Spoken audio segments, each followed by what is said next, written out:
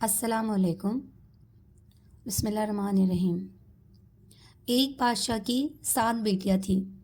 ایک دن وہ اپنی سبھی بیٹیوں کو بلاتا ہے اور ان سے ایک سوال پوچھتا ہے کہ بتاؤ تم کس کا دیا ہوا کھاتی ہو اور کس کا دیا پہنتی ہو؟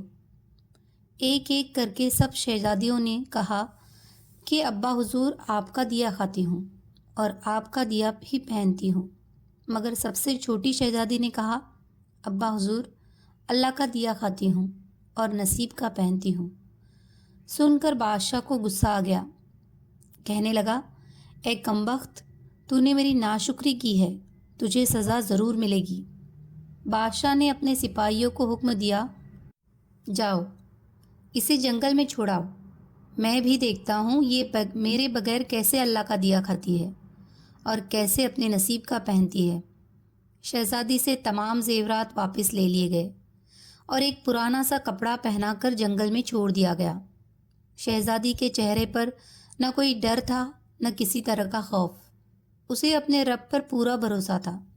جو دانہ میرے نصیب میں لکھا ہوا ہے وہ مجھے مل کر ہی رہے گا۔ جنگل کو دیکھنے لگی، چاروں طرف درخت ہی درخت تھے۔ شام ہونے والی تھی۔ شہزادی نے سوچا کیوں نہ کچھ لکڑیاں جمع کر لوں، رات کو وہی لکڑیاں جلاؤں گی تاکہ کوئی جانور پاس نہ آئے اور رات بھی گزر جائے گی۔ جنگل میں لکڑیاں ڈھونڈنے نکل پڑی۔ اس کی نظر ایک جھوپڑی پر پڑی جہاں باہر ایک بکری بندھی ہوئی تھی اور اندر سے کسی کے کھانسنے کی آواز آ رہی تھی۔ پہلے تو حیران ہوئی کہ جنگل کے بیچوں بیچ کیسے۔ جب شہزادی جھوپڑی کے اندر داخل ہوئی تو دیکھا ایک بوڑھا آدمی چارپائی پر لیٹا پانی پانی پکار رہا ہے۔ شہزادی جلدی سے مٹکے سے پانی نکال کر اس بوڑھے کو پلاتی ہے اور جھوپڑی کی صاف صفائی میں لگ جاتی ہے۔ آدمی شہزادی سے پوچھتا ہے کہ بیٹی تم کون ہو اور اس گھنے جنگل میں کیا کر رہی ہو؟ تب شہزادی اسے پورا واقعہ سنا دیتی ہے کہ وہ کیسے یہاں تک پہنچی۔ آدمی اسے جھوپڑی میں رہنے کے لیے بولتا ہے اور کہتا ہے بیٹی میں شہر میں کام کرتا ہوں، صبح شہر چلا جاؤں گا، پھر 1 ہفتے بعد آؤں گا، تب تک تم آرام سے یہی رکو، یہاں کھانے پینے کا سارا سامان موجود ہے، تمہیں کسی چیز کی تکلیف نہیں ہوگی۔ صبح ہوتے ہی وہ بوڑھا آدمی شہر کے لیے نکل پڑتا ہے۔ ادھر شہزادی جھوپڑی کے اچھے سے صاف صفائی کرتی، بکری کا دودھ نکالتی ہے، آدھا دودھ اپنے لیے رکھتی ہے اور آدھا جھوپڑی کے باہر دروازے پر ایک برتن میں رکھ دیتی ہے تاکہ کوئی بھوکا پیاسا جانور ادھر سے گزرے تو پی سکے۔ شہزادی اگلے دن صبح اٹھ کر باہر آئی تو دیکھا کہ دودھ کا برتن خالی ہے اور پاس ہی ایک قیمتی موتی پڑا ہے جو دیکھنے میں ہی نایاب لگ رہا تھا۔ ساتھ ہی سانپ کے گزرنے کے نشان بھی تھے۔ شہزادی نے بچپن میں ہی سن رکھا تھا کہ جب کوئی نایاب سانپ بہت زیادہ خوش ہوتا ہے تو وہ قیمتی موتی اگلتا ہے جو دیکھنے میں ہی نایاب لگ رہا تھا۔ ساتھ ہی سانپ کے گزرنے کے نشان بھی تھے۔ شہزادی نے بچپن میں ہی سن رکھا تھا کہ جب کوئی نایاب سانپ بہت زیادہ خوش ہوتا ہے تو وہ قیمتی موتی اگلتا ہے جس کی قیمت ہیرے جواہرات سے بھی کہیں زیادہ ہوتی ہے۔ شہزادی نے موتی اٹھا کر اپنے پاس رکھ لیا اور دل میں سوچنے لگی شاید سانپ بھوکا تھا اسی لیے دودھ پی کر خوش ہوا ہوگا۔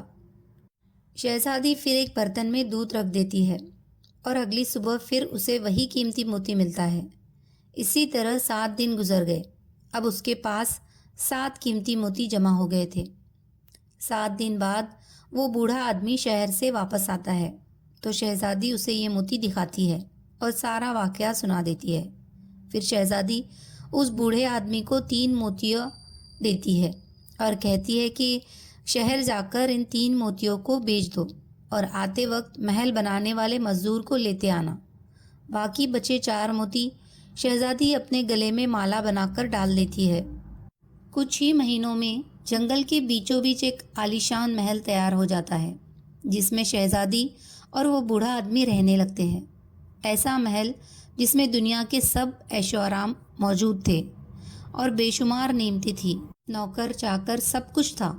شہزادی جنگل میں ہی ایک لکڑی کاٹنے کی فیکٹری لگا دیتی ہے جس سے ہزاروں مزدوروں کو روزی روٹی ملنے لگی۔ دیکھتے ہی دیکھتے جنگل اب شہر بن چکا تھا۔